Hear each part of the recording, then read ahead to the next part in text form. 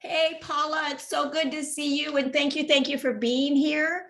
And I'm going to let you introduce yourself, tell us about your background. But Paula and I met through an association for tour directors and guides. And of course, that's been slow this last year and a half. And all of a sudden, I see Paula in the air again as a flight attendant. And she's so much fun to watch because she loves what she does, you know. And when she first started, I thought, anywhere they send her as a tour director, she's going to be happy. So, and she's been flying a lot, a lot. So I am so glad you're here. I'm so glad you're willing to take your day off in between flights to do this. And why don't you tell us, Paul, introduce yourself and tell us your background before you got into this. Okay, well, my name is Paula, and I've actually wanted to be a flight attendant since high school. We had a career counselor come, and we talked about the various things I like to do and whatnot. And I was going to be a flight attendant, and everyone's like, "Oh my God, you're going to be a flight attendant?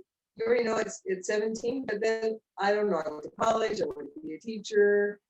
I just want to help people. I like to service people, and I like to help people, and I love people, and I, of course, love travel. So I went to college and they discouraged me from being a teacher at that particular time. So I wanted to do things to help people. So I actually got a degree in social work and I worked with kids that were like in a halfway house. But that was a tough job. So I got out of that. I became a preschool teacher instead. And I did various other things, like I was a bartender during college, waitressing, things like that. So all these things kind of add up to being a flight attendant.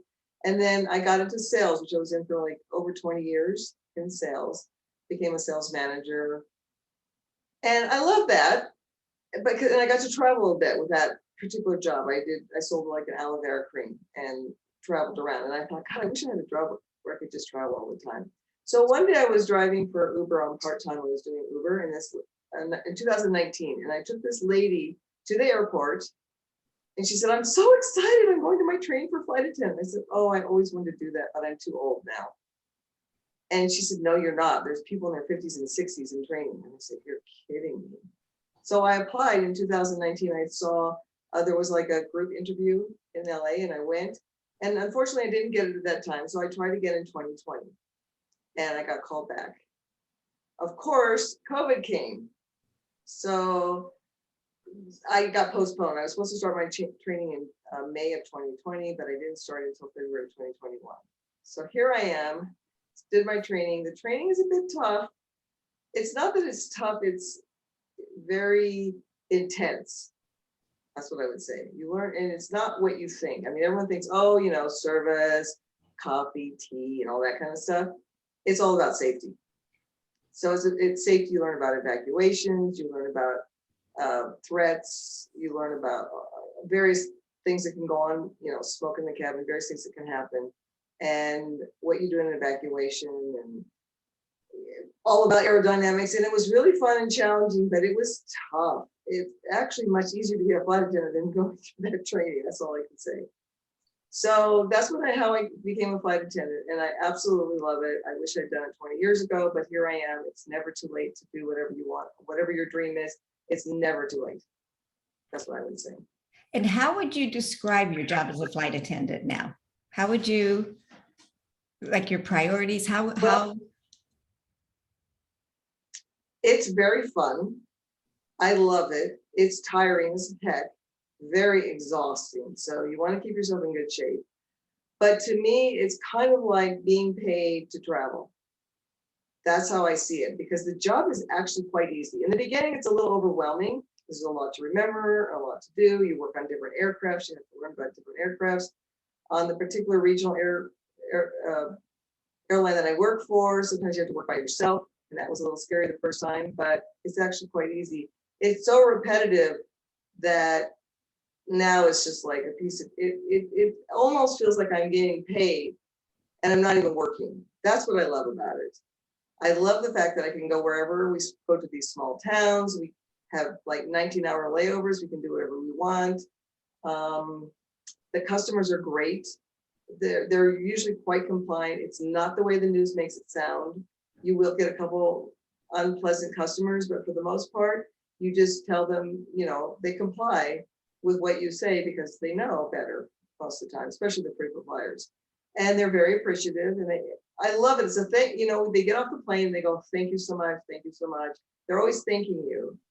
And the coolest thing is that just yesterday, was it yesterday? Yesterday, coming back from a flight, this young girl gets on and she goes, oh, I have gift bags for the flight attendants. So she hands out these gift bags. She goes, are there 3 of you? I said, there's 2. But the captain, the flight deck was open. And so the captain, I said, she goes, well, I only have 1 more. And they said, well, we'll share it. So it was really cute. It was a little card that said, thank you so much for what you do.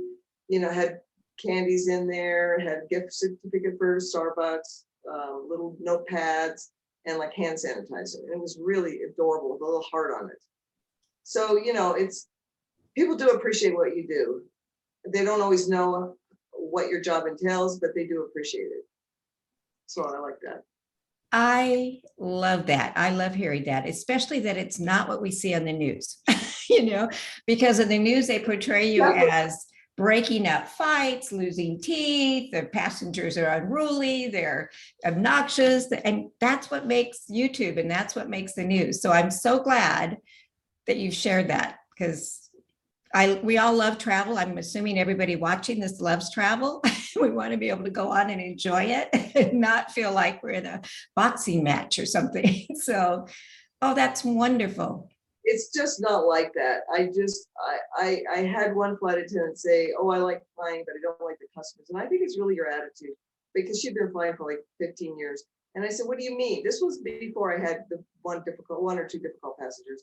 I said, I haven't had any difficult passengers. They're all so cooperative. You know, they appreciate what you do. Some people thank you. You know, sometimes they offer you tips. The first class can be like, oh, you do it. I've had compliments. You're doing a fantastic job. Oh, you do your job well. I mean, some I think are just being funny. Some are like jokesters. You know, I'm doing the little oxygen mask. He says, boy, you're really good at that. Like, yeah, what? You know, so just, you know, and you really get to meet people, and the job is very similar day in and day out, but it's the different people that you get to deal with in the different locations, and you get to see what people are like in different areas. And I think what you really love watching Facebook, you have a lot of time to visit places. I mean, you're hiking and showing pictures all over the US. I think that's really fun. That's that is the fun part of the job. Now, it's more fun when you work with newer crew, because if you work with crew that have been doing it for years, they've been to the same places and they just kind of want to chill out in the room. So sometimes I go by myself. But this last crew I work with, the other flight attendant's been flying less than me, you know, and the first officer's been only flying for 7 months. The captain didn't come with us. He's been there like 15 years. But the 3 of us all hung out together, and they're really young. And so, you know, I'm older, but, you know, I feel really young when I'm hanging out with these young people. And so, you know, we went out to dinner. One cool thing is that we got to go up to this haunted hotel in Rapid City. And there you have to pay $50 and you have to have a special pass to get up there. But somehow he liked us, and we were kind of like, oh, we can't go. And I'm in sales, so I kind of did my little sales thing. And I said, okay, we just go take a peek if we can't go, and blah, blah, blah. And he said, you know, you guys are so cool, and you guys are flight crew, so I'm gonna let you go. He gave us his pass. He said, just say you paid the $50. So we got to go up on this. You could see the whole Rapid City, and it didn't in the mountains, and it didn't even feel like we were in South Dakota. It kind of felt like we were in California. And there were a lot of people up there, and it was a little bar with fire pits, and kind of remind me of a miniature, what's that place in Burbank? Castaways. Have you ever been up there? yeah. You know, but very small compared to that. So it kind of reminded me of that. You know, there's a little thing in the screen that says the meeting's being recorded. Can I push continue to get that out? Go ahead. Will that mess it up? Let me just see. Oh, there. Okay, then I can see you better. There. Much better. Okay. So are they still looking for a lot of flight attendants then? You think there are openings for flight attendants at this point? There is. Okay, so some of the main lines are starting to hire now, like Delta and whatnot, and the regionals for sure are hiring. So a lot of the regionals, because they're the smaller planes that fly for the main lines like Delta and American and Alaska and all those. So those are hiring a lot more because I think they're taking a little more of the smaller planes because of the fact that people are just coming back with the travel. But we go to big cities and little cities. So that's what I like about it. You know, we'll go to like Rapid City, South Dakota. We'll go to Sun Valley, Idaho, which is a great place. It's a ski resort. Or we'll go to Nashville, Tennessee, Los Angeles, Denver. So we go all over, which is fun. And I can just see people watching this going, I haven't left my house for a year and a half. Yeah, I feel like Now you're out there. You're out there. And like we were talking earlier, with people. It's kind of like being on vacation a lot, especially when you go to a fun place. This last one for sure felt like a vacation because we did a lot of fun things. We went to Canada. Unfortunately, the stay over in Canada was really short, so we didn't get to do much. And the hotel was right at the airport, so it wasn't like a big thing. But we did go out. We went down and had some fun down at a little restaurant and stuff. But they're a little stricter in Canada. I think they're opening up more now. I was just so excited for my first it was the first time we had done an international trip. The first officer and the two flight attendants. The only one that had been to Canada before was the captain. So you kind of learn as you go and you figure things out. We have this thing. Let's see if I have it. We have this thing called an EFAD. This thing here, which is basically it's like your manual. It tells you everything you need to know. So it's probably, if you print it out, it's probably 3,000 pages. But you can maneuver through it, so you can figure things out as you go, which is kind of nice. So you have time after the service. Sometimes you'll have some time to do things. So you learn on the job, which is fun, and it actually gets easier and easier and easier. And it's almost like sometimes I feel guilty I'm getting paid, even though the pay isn't fantastic, for just having a good time. Oh, don't feel guilty. We never feel guilty getting paid to travel. I'm not really guilty. We feel lucky, but not guilty. Not guilty. We do work. We do have work to do. But I think the funnest part is the service. So in the beginning, we weren't even doing that. We were just passing out these little bags, and that wasn't so much fun. But now we're out there actually getting involved, and that's where you get to interact with the people a lot more. So I like that because you get to talk to the passengers instead of just, I think I could see where during COVID that the flight attendants would probably just get bored out of their mind because there was not much to do. So it was like that when I first started because we still have the COVID stuff going, but now we're bringing in more and more. Now we're doing more and more things and more service. And pretty soon we're going to start serving meals. And I'm like, wow, we're going to be busy. I'm glad we got to do it a little at a time because sometimes you're just on those short flights, you're running your little fanny off. And it's like, oh my God, we're about to land already. You're just barely cleaning up. So it's a perfect time to start. Yeah, you start a new career. So how did you find out? You went to a group interview. How did you find out about that? What would you suggest others that are watching you that are saying, yeah, I want to check that out. What would you suggest? Because I think people are probably going, I'm ready to travel. I think different airlines, okay, and some of the regionals will have a group interview, like for example SkyWest does, and I think there's other regionals that do that, and they'll list where they are so you can go. As far as Delta goes, or the more mainline ones, I believe you have to go on their website, because I did apply for some mainlines too, and I was in the process. They're just a little longer process. You have to go through more interviews. I was in the process of looking like I was going to get hired, but then COVID came. And so I just took the one that I actually got hired with, the regional. So, and I really like it because it's a smaller group of people. There's just two of us on this, we're really small, but we fly the smaller planes.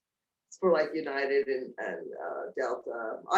Out of Salt Lake, I'm based in Salt Lake. I do just United and Delta, like the Delta connection and the United Express.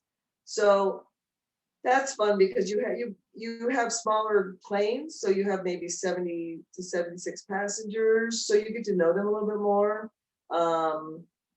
So I like that. It's a really nice group and we all support each other. I don't know as much about the main line. There's a little bit different. Their training's a little bit longer, but it's easier to start with those smaller airplanes or regional airplanes, and then move up if if you're young. I'm probably too old for all that, but that's kind of the way it works. And Did you find it by going to their website? Is that how, I know the person that told you to apply to them, but would people go to the website to find out? Is that the I best believe way? I did. I'm trying to remember because it was a couple years ago.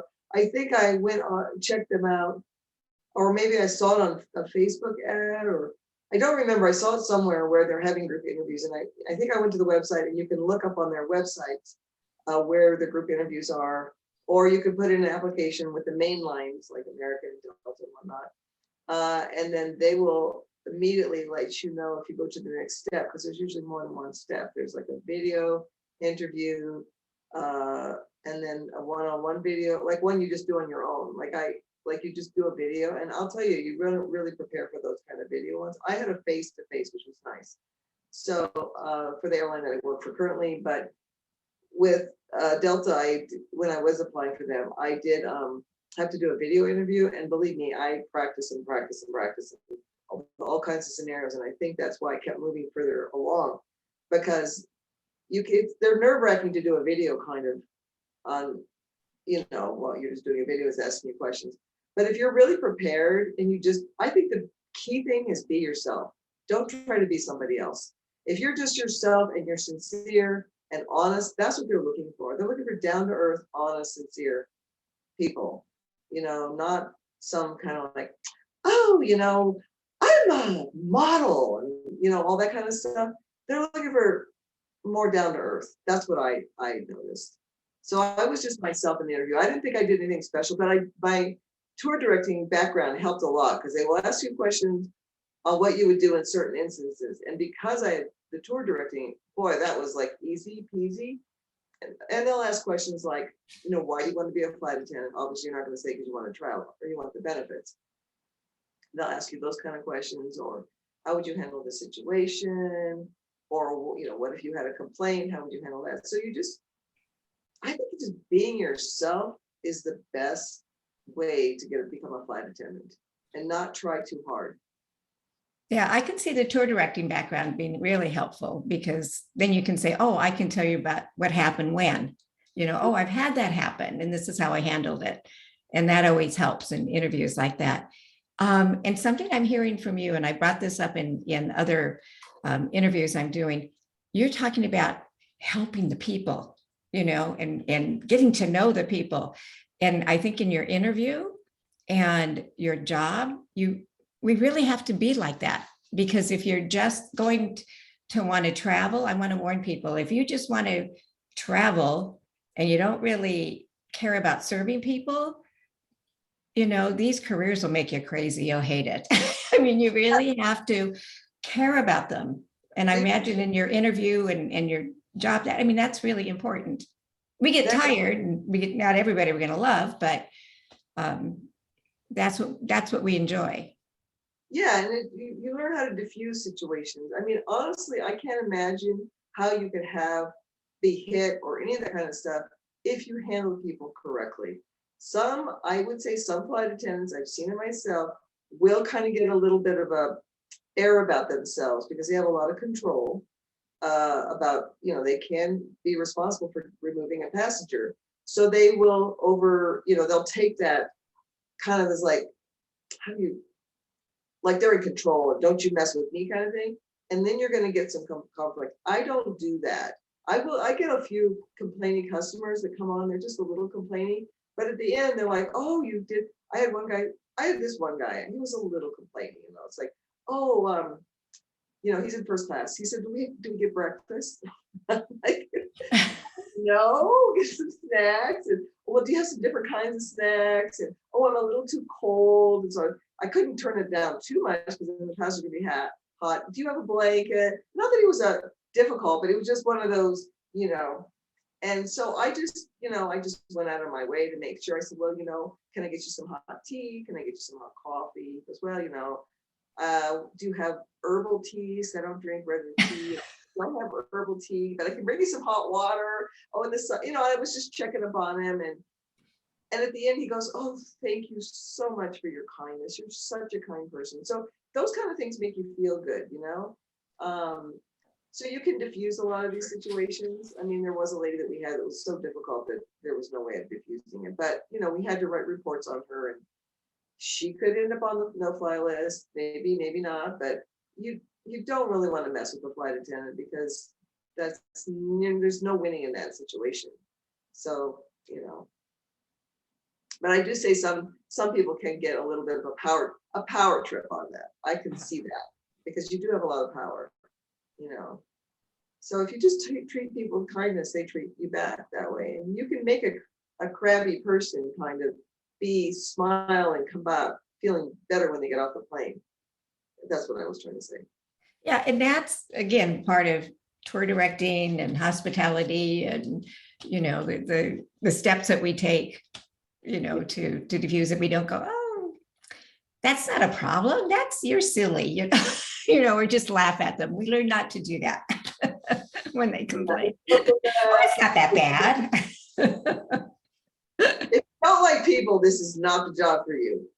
Right. But if you like people, you just worked 4 days. Where were you in the last 4 days? What was your schedule? A typical schedule. I want people to know before they get into this. I can remember. Sometimes you don't. Okay, so I think we went from Salt Lake City to Rapid City, back to Salt Lake City and Calgary. I think that's the first day. I'm trying to remember. I have to look it up. And then we went, oh, wait a minute. No, we stayed in Rapid City. I'm sorry. We went from Salt Lake City to Rapid City, back to Salt Lake City. And I think we stayed overnight in Rapid City. I think something like that. Then the next day we went, I think, to Rapid City. Somehow we end up in Calgary. I don't really remember. I have to look at my schedule. It's hard to remember sometimes. I mean, sometimes you can get confused, even when you're making announcements. You're like, I even made this mistake. We went to Spokane, Washington, too, I remember. Because I was like, welcome to the initial descent into, where are we going? Where the heck are we going? Oh, Spokane. So have you ever noticed sometimes the flight attendant hesitates? That's because they don't know. We're reading off. Our announcements are all on here, on our EFAB. We read them. But, it doesn't tell you what city you're going to. You have to know it. And it gets confusing because 1 minute you're on the central time, and then the next time you're on the mountain time, and then you could be even in the Pacific time, sometimes all in one day. So you're traveling all over. So I don't remember where else we went, but that's okay. I know that's it. It's like in our business, you don't know what day it is. You don't know. It's like today is Spokane and Salt Lake. Today is, that's how we know our days. And then the day is over, it's over, and we're on to the next day. I know. And people on the tours will say, and with you, what are you doing Thursday? And you go, Thursday is more labeled by the location than the day. Or the date. They'll go, I'll have friends go, do you have Wednesday off? I go, I don't know what, because we're going to Is today Wednesday? I don't know. And by the way, it was Pasco, Washington was the other place we went to. Okay. But I'll show you how confused I got. There's this lady, she says, oh my God, she's in first class. She goes, I need when I got in, I'm passing out these little wipes, Purell wipes. She goes, I'll trade that for a beer. So as soon as I got I guess you want a beer, because she's first class, so she gets that. She goes, yeah, I do. I want whatever you have, a Miller's Light or whatever. So I got her a beer. And then she says, I just have a really long day. I started the East Coast at 5 this morning, and I went from Pittsburgh. And we're actually on our way from Salt Lake to Pasco. But for some reason, I thought we were on our way back from Pasco to Salt Lake. And I said, well, that's kind of strange. I said, why are you going to Salt Lake after going to Pasco? And she says, I'm not. We're on our way to Pasco. Oh my God. I said, thanks for reminding me where we're going. And I could just see you going, oh, the flight attendant, you should know I'm on the wrong. Well, I think they get it. It's like, they'll ask you questions like, you know, and it's just funny. You go, oh yes, and they go, well, where are you going next? They ask you sometimes, where's your next stop? I go, well, I don't know, I'll have to look it up. You kind of take one leg at a time, you know what I mean? But you know, I know some people love routine and they function very well in routine. I'm not one of them. And what I like about what we do is that it's Monday through Friday, Wednesday, I'm worn out, you know, and I'm going, oh, it's 2 more days. And I get tired and worn out. When I don't know what day it is, I'll work. In fact, now I'm working in California. I just keep working. I just say yes to everything. We're back and working again. I don't know. And it's the same thing. I have to keep referring to my map. Where am I supposed to be? Who am I supposed to be working for? So real quick, what are some of the benefits that you get as a flight attendant? I think that's really important right now too. Well, you get to fly anywhere free on standby in the United States. And any airline or just your airline? I get it for United and Delta because those are the ones I represent out of Salt Lake. If I was in Los Angeles, I'd get it for United, American, Delta, and Alaska because we're the regional for those 4 airlines. So it depends on what airline you're with, but the particular airline I do is I get for United and for Delta, I can fly free anywhere in the United States on standby. And so far I've gotten everything except for one time I had to wait for another flight. But other than that, I've gotten every flight. I mean, it's getting busier and busier, so it's a little bit, they're building up more flights as well. Your parents or your spouse also get to do the same thing, depending on your benefits. And then you can get a companion that can go, they don't get to go for free. They get to go for like $35 a leg. Okay, a leg is from one city to the next. So it's still pretty inexpensive. Yeah, almost free. Almost free. And then you get to and children too, right? Because I have a friend that's a flight attendant that if did it so her kids could travel. Yeah, I believe it. I don't know how many family members it is. I just put my parents on there and then a couple companions for friends. One's on United, one's on Delta, and I can get another buddy on each one. You also get benefits for hotels. You get discounts for hotels, discounts for car rentals. For example, I went off to Moab. I live in Utah right now, Salt Lake City. I'm between there and California. So I had 3 days off. So I just flew over to Moab. Now it was a little risky because they only have 1 flight a day, there and back, but I got on it.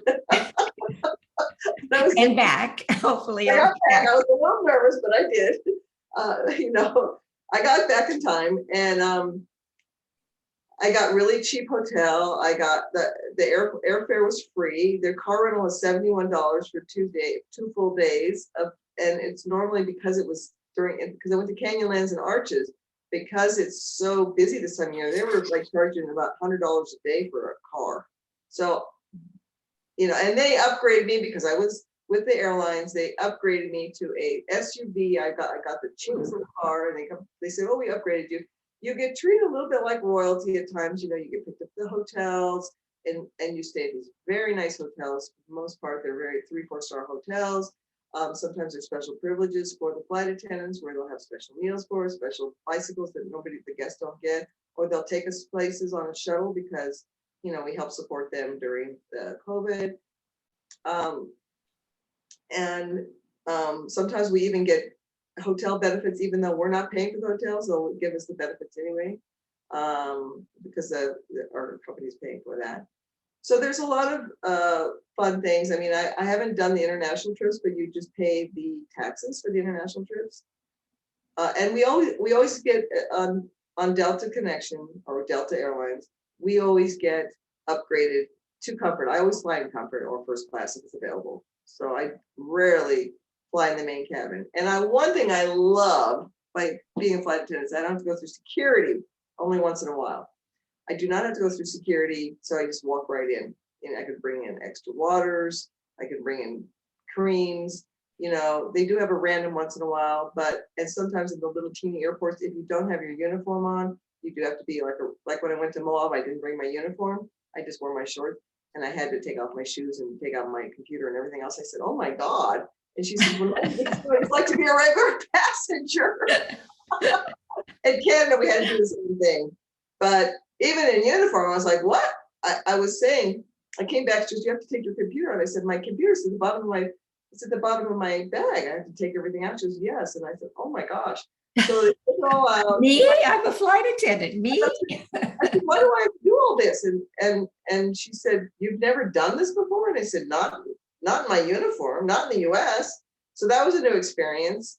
And then they had to run my bag through again, and my crew's all waiting for me. I said, I gotta hurry up and get on my flight. They don't care. So you're a little spoiled because going through security is a pain.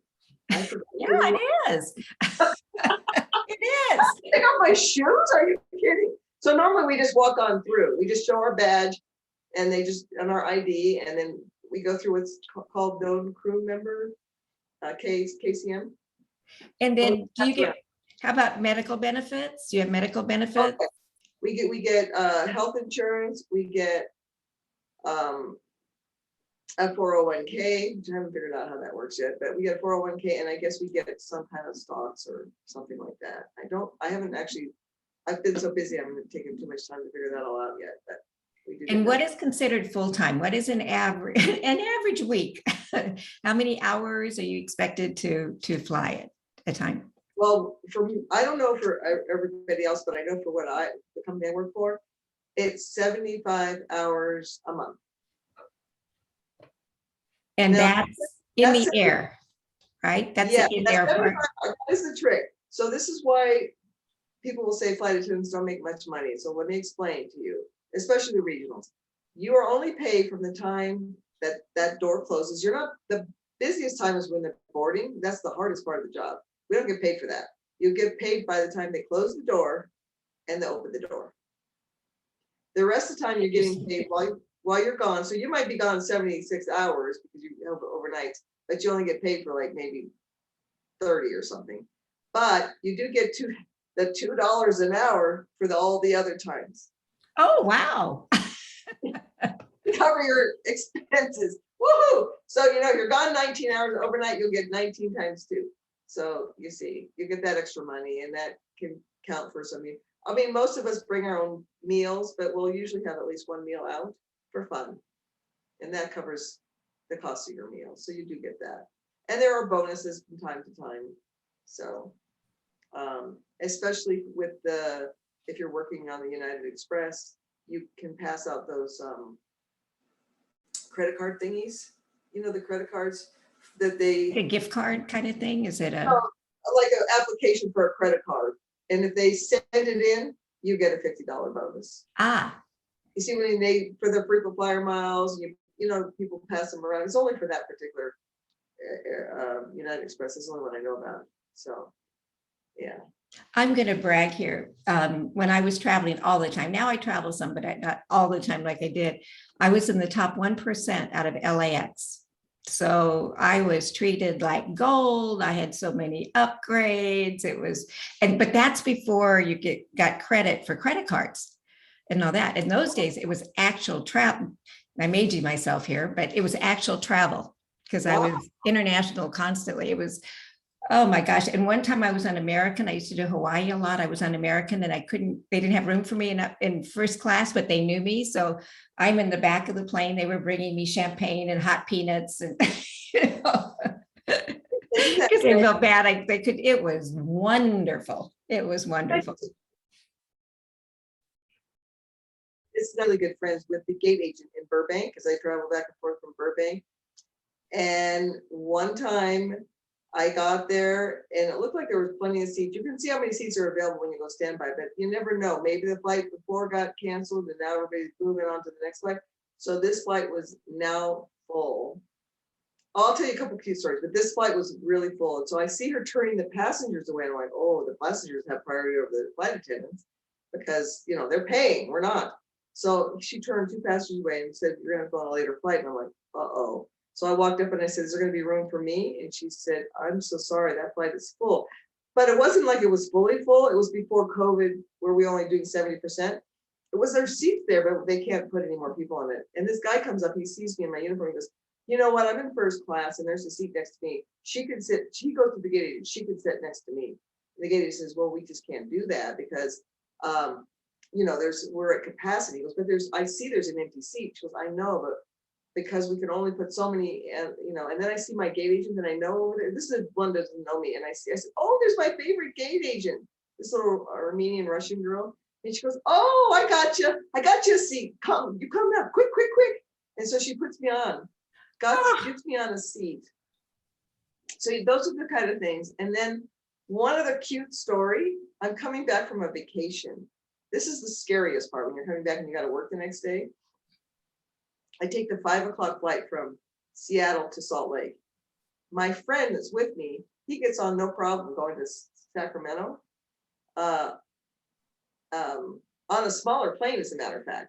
I'm flying on the mainline Delta, he's flying on the regional, and he gets on no problem, you know. And I go and I have last priority because I'm not with Delta, I'm with the regional. Okay, so I have last priority, so they're overbooked. Oh. And so there's this guy there with his family, and I'm like, oh my God, there's still one more flight, but I got to work early the next morning, and I really don't want to take the next flight. It looked like there were room on the next flight. I really want this flight. So but I'm not in uniform. I have my badge, but I have my regular clothes on. So he said, well, there's a family that we might probably have to split up. That there are 5 of them. So I see this guy standing there. I said, are you the big family? And he goes, yeah. I said, I think they're going to split you up. You might want to take the later flight. I'm trying to talk him into taking the later flight, right? And he goes, oh, did they tell you that? And I said, yeah. I said, I have to get back because I am a flight attendant and I'm on probation and I have to be back for work tomorrow. And he goes, oh, why don't you take the jump seat? Which we can do, but not only for my airline, not for the airline I'm representing. You see what I mean? I said, I don't work for Delta, so I can't do the jump seat. But he did work. He said, well, I'm a pilot for Delta. And I'm like, oh, okay. So no, you know what he does? He goes, you know what I'm going to do? Because I really want you to make this flight. Instead of being with his family in the main cabin, he said, I'll sit in the jump seat. There's a jump seat in the flight deck as well. An extra seat for an extra, you know, pilot. So he went in and sat in the jump seat. And I got the very last seat to get home. Isn't that nice? Wow. So you get a lot of camaraderie in this business of helping, and I think that people are really nice, and obviously you're in a helping business, because if you're there to think that you're just going to be like, oh, this is an easy job. It's not that it's not, it is a fairly easy job, but if you think you're there just for the glorified, oh, I'm just going to pass out a few things and then I'm going to have fun, you've got to deal with people. You've got to be, if you do not like people, it's not going to work. And you will deal with some people that are grumpy from time to time or demanding, and you can't be offended by that. You know, you just have to let it roll over. Yeah, So, that's those are good advice. Anything else Yes. before we stop? Oh, this has been great. I really, really appreciate you being here. And it was hard to connect because we're both working and you're in the air. So I'm glad you're here. Any last suggestions for people that say, I'd like to do this? Anything you can think, or did we cover it? I think we covered most of it, but I would say really, you really have to be, if you've had any service background or customer service background you've had, it's going to help you tremendously. So really push that, really push what you're going to do for them, not what you want to get out of it, but what you're going to offer to them, what you're going to do to go above and beyond. Like this flight attendant I worked for yesterday, just an example, she put together this little bag for this person, this customer that got on. He said, this is my daughter's first flight. So it's a little note with the first flight and a little gift bag that we put together. So, you know, those are a little above and beyond. So what you're going to do for them, how you're going to go above and beyond. And then my other advice is when you do get hired, you need to really focus on your training. Don't go out and party and have a great time. You need to be there to focus because it's intense and they put you through the ringer. The job is easy compared to the training. So you just have to realize this, they put the fear of God in you in that training. So you have to just focus. Anybody can do it if you just focus and, you know, do what you need to do. So that's all I can say. Is there a big dropout rate in the training? Are there quite a few people that can't get through it? I mean, if they really want to do it, is there? On the class, we had 72 in our class. We were doing virtual because of the COVID. It was a little more it was more like, you know, on a screen like this, and then we go out to hands-on. We started out with 72, we ended up with 60. 60. So that's not bad. So most people made it through. And I mean, I think if you really have your heart into it, and it's more about safety, and service is the second thing, but safety comes first. So you are kind of a first responder, safety kind of person. You're going to learn first aid. You're going to learn what to do, with various emergency situations. Not that any of that happens. I've got to tell you, 95% of what you learn in training, you never even use. Okay. We only spent a day on the service. So that just goes to show you what you're learning. You hope you never have to use that, but you're prepared for it. it's like when I do my boat tours, I tell the people where the lifeguard jackets are, or the life-saving jackets, and I say, but I hardly ever have to use them. So hardly ever. We hardly ever crash. Don't worry about it. Well, your chest is so slim. And then you'll get these cute little people, girls. This one girl, she's opening up, she's like maybe 5 years old. She's opening up the passenger safety card. And I said, "Oh, are you reading about how to be a flight attendant?" It doesn't have any words anyway. She said, "Well, I haven't learned how to read yet, just pictures anyway." I said, "Oh, but there's no words on there." She said, "Yeah, I'm just trying to see what to do, just in case." I just thought, and then we have these little wings. You see, we have our wings, but then we have the wings that we can pass out for the little fake ones that we can give to the children. So that's kind of fun. They like that. How fun. Well, thank you. I'll let you rest a little bit because I know you're going to be flying off again. And thank you so much, Paula. And Yeah. People that want to follow you, maybe I'll post your Facebook. Would that be okay? That's fine. That's Okay. fine. I'll post your Facebook because she really, you're like you just travel the country in the pictures and you just go, "Guy, I'm missing all of that." It's like a travel log to follow you. Yeah, it's fun. It's what you make out of it. You can sit in your hotel and sleep all the time, or you can go out and do things. Well, it shows the best of the US. I mean, that's it. You look at it and you go, "Oh, I didn't know that was so nice." And look at this. And I know you're hiking and in nature a lot and the little towns. So it's really fun. Yeah. Well, thank you. Thank you for asking me to come on. And I like to hear about your adventures too. I mean, this whole business is like, it's fun. It's like fun to do something. You don't feel like you're working. And that, I mean, like these 12-hour days that we have sometimes, they don't even seem like it. They just don't. I mean, this last trip, I was like, "Oh my God, I wish we were going on a couple more days because I'm having so much fun." So it's the difference between being in a 9-to-5 job and you're going, "Oh gosh, 3 more hours." Yeah, and it's only Monday. And we don't even know what day of the week it is. I agree. It is. Yeah. I mean, I always said I can work, months straight, in something I enjoy like this better than 1 week in a job. In 1 week, Monday through Friday. And some people like that routine, and I'm envious of that. But I like being out there, and each day's kind of different and an adventure. And yeah, and those are our jobs. I mean, that really is our job. We are, every day is different. It's an adventure. It makes the people, because there's a lot of routine. You're saying the same announcements over and over, and there's a lot of, you have to do your pre-flight. All the things are kind of routine. You got a little routine, but then you got that variety. And then you look out the window and you see these beautiful views. That's your office window, the views out the window, as opposed to seeing a bunch of concrete buildings and, flying over pretty places where you can see mountains. And we've flown over, the canyons areas and Salt Lake. You can see the Salt Lake, and you can see, we even flew over the Mount Rushmore area one time. I couldn't see it where I was sitting, but all the passengers could see it out their window because I was in. As the plane goes, whoop. Where I'm sitting in my jump seat, the window's about that little. So